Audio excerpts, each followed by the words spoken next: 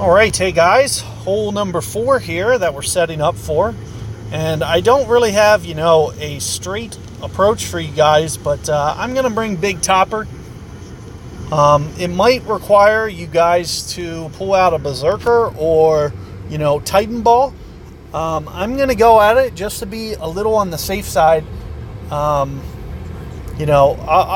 bring Titan to start just to show you kind of where it lines up, but I might end up switching to a Berserker just for a little bit of extra precision.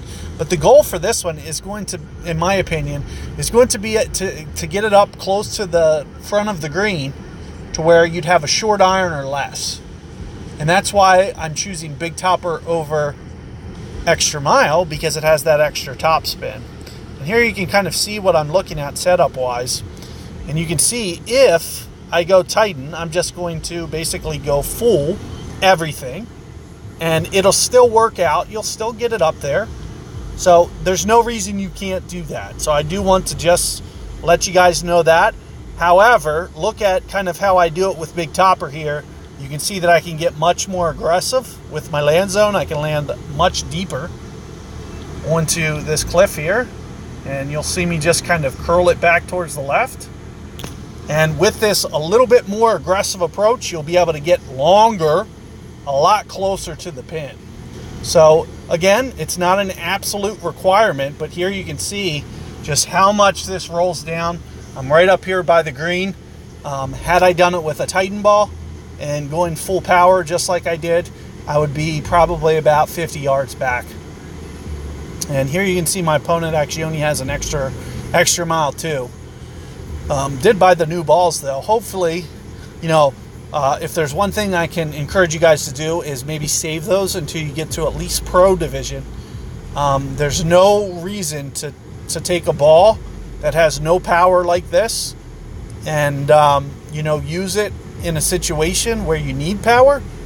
So, and not to mention, this is a very good wind resistance ball. There's no reason to take a wind, say that's a 3.0 and make it a 1.5, especially when it's a tailwind and helping you. So just something to keep in mind. Hopefully that advice, suits you well. As I mentioned, at least wait until pro, maybe even expert level. That's when I start, I save a lot of those balls for that. But on this account, I don't really have any. I have a couple Berserkers, and that's about it. But here you can see kind of how close I got it. And I play this usually maybe 2 1/4, 2.5 with a Nirvana 3. I have 75 accuracy. That's probably about 5 per ring. This is going to be probably about 10 per ring right in here. So my ring adjustment, I'm going to set up here, is going to be very micro small. So let me just show you what it looks like. But in terms of how far I'm going, it's not even going to be, maybe a third of a ring.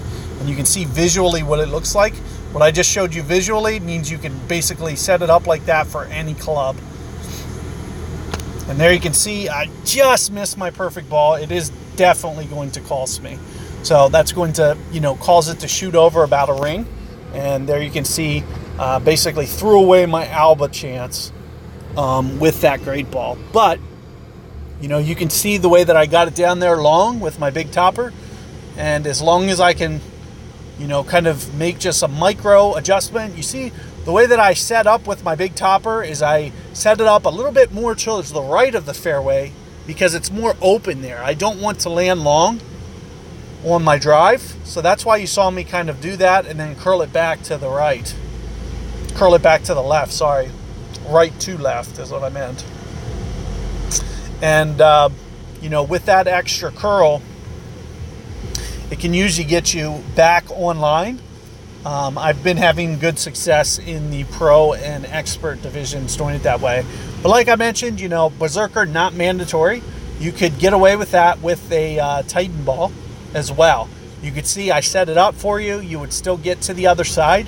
It just might be more of a long, short iron type approach where the way that you just saw me do it, I could get it up to wedge distance or right onto the fringe there, and it would just be, a tap in type eagle, albatross. So eagle would be my worst case scenario.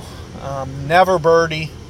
As long as you go relatively perfect ball with the Big Topper. It is a little dangerous club, but let's just go take a look at this in the, what was mine, a 4, for instance, Big Topper 4, for instance, and I use the power 5 ball. So you can see here's my base power number. It's 245. 261 was, you know, the approximate land zone that I was using for my ball. And let's just say for you, let's just say, you know, you didn't even want to go Big Topper and you just wanted to go extra mile. Now, the only downside to this, and let's say you have a level 6 and you wanted to bring a Titan, for instance. So you would just kind of match up these landing zones, 261 somewhere in here, and, you know, this would be kind of an equivalent landing zone. The only difference is going to be my Big Topper is going to give you, you know, maybe 40, 50 yards of extra rollout. It'll be quite significant. So that's one of the biggest reasons to bring the Big Topper, is to get that extra bounce rollout that you couldn't get with the extra mile. But similarly, you know, I could pull up a Big Topper and I could just look at, you know, the other shot that I mentioned, which was the Power 3 version. And if I was to go full, you know, this kind of simulates, shows you that you're maybe 14 yards short. And that's on the initial bounce, and, you know, most likely very close to the second bounce. They're going to be about 15 yards shorter. And in terms of runouts, you know, that might result in, say, you know, maybe 25 yards less in terms of overall distance after the ball finishes running out, which would leave you more to a short iron type approach. Whereas where you just saw me do, especially if I kept it in the fairway, it would have been well within wedge range. So just something to think about. This is the Golf Clash Notebook for you guys. And it's under the Tools tab. You can see that I'm under the Tools tab at the top there. And it's an overpower calculator for you guys that just kind of lets you match things up. I have a nice tutorial of this on my channel, so if you need additional help with this, feel free to find the overpower videos on my channel.